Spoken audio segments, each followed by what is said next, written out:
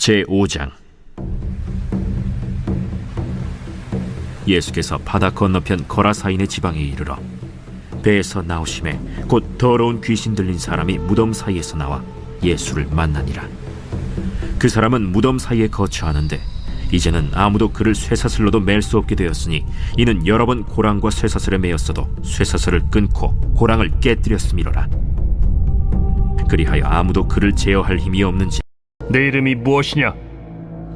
내 이름은 군대니 우리가 많음이니이다 하고 자기를 그 지방에서 내보내지 마시기를 간구하더니 마침 거기 돼지의 큰 떼가 산 곁에서 먹고 있는지라. 이에 간구하여 우리를 돼지에게로 보내어 들어가게 하소서. 거라사는 유대인의 관점에서 여러모로 부정한 지역이었습니다.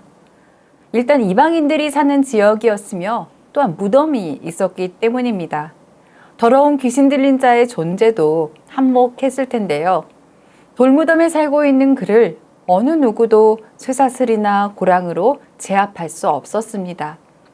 그 귀신이 얼마나 광기를 부렸는지 자신을 묶고 있는 쇠사슬을 끊고 고랑을 조각내 깨트릴 정도였습니다.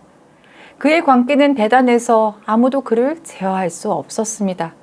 그가 하는 일은 밤낮 무덤이나 산에서 소리 지르며 돌로 제 몸에 상처를 내는 것이었습니다. 그런데 예수님이 갈릴리 서편에서 이 사람을 만나러 오셨습니다. 귀신 들린 자는 예수님을 보자 달려와 절하며 소리칩니다. 자기와 아무런 관계가 없으니 상관하지 말고 자기를 괴롭히지 말아달라는 것이었습니다. 귀신이 이렇게 요청하는 것은 예수님이 그에게 더러운 귀신아 그 사람에게서 나오라 라고 명령하셨기 때문입니다. 예수님은 귀신의 정체를 밝히고자 그의 이름을 부르십니다. 귀신은 내 이름은 군대니 우리가 많음이니이다 라고 대답하지요. 군대를 뜻하는 헬라어 레기온은 5천에서 6천 명으로 구성된 로마의 군단을 뜻합니다. 한 사람에게 그렇게 많은 귀신이 붙어 살았으니 그 사람은 그렇게 심한 광기를 부렸던 것입니다. 군대 귀신은 거라사 지역에서 떠나기를 원하지 않았습니다. 그곳을 떠나는 순간 이제껏 누렸던 모든 권세를 잃어버리기 때문입니다. 그래서 애걸복걸하면서 예수님께 매달렸습니다. 하지만 예수님이 허락하시지 않자 돼지떼 속으로 들어가게 해달라고 요청했습니다. 예수님께서 허락하시자 군대 귀신은 2,000마리가 되는 돼지떼 속으로 들어갔고 돼지떼는 바다에 뛰어들어 몰살당하는 일이 벌어졌습니다. 이 소문을 들은 무리가 예수님이 계신 곳에 와서 그 지방에서 떠나달라고 요청했습니다.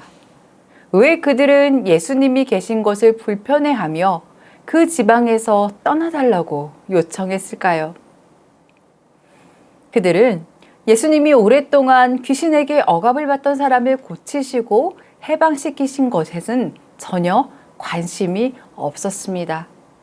오직 예수님으로 인해 생긴 경제적 손실에 대한 불만과 앞으로 예수님이 더 많은 손실을 가져올지도 모른다라는 염려만이 그들의 머리를 채우고 있었을 뿐입니다. 그들은 경제적 이익을 계산하느라 자기들 눈앞에서 펼쳐진 예수님의 구원의 사역을 달가워하지 않았습니다. 오히려 예수님을 배척하는 자리에 섰지요.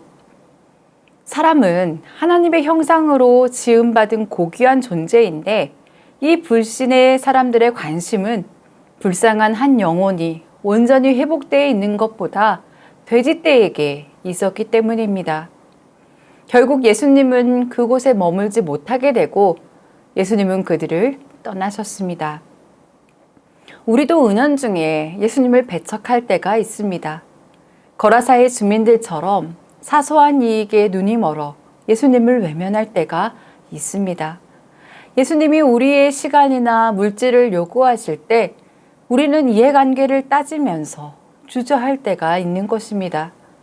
예수님은 우리 삶 가운데 일하시기를 원하시는데 우리가 예수님을 나의 삶 중심에서 밀어낼 때도 있습니다. 주님은 우리와 함께 하시며 은혜 베푸시기를 원하시는데 그 은혜를 거부하지 않도록 해야 하겠습니다.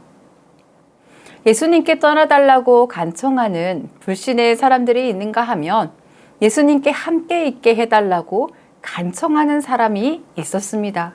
바로 귀신 들렸다가 치유받은 사람입니다.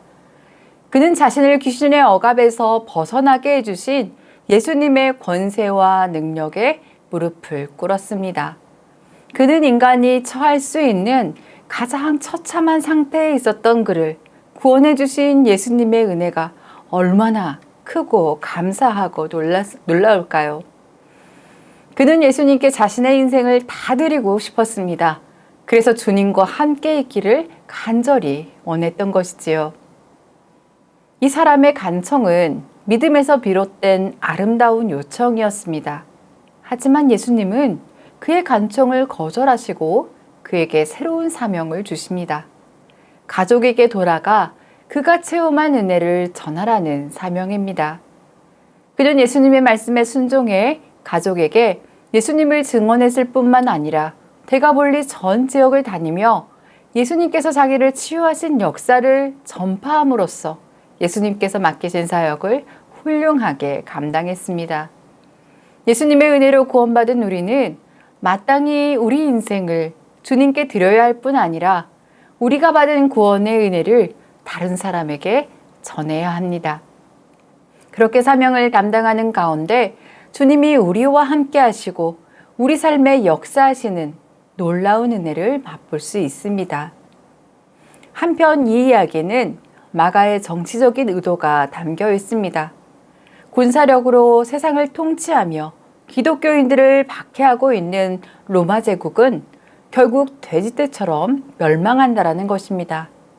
마가는 로마의 군대보다 더 강한 힘으로 세상을 통치하는 분이 하나님의 아들, 부활하신 예수님이시라는 것을 신앙 공동체에게 말하고 있고요.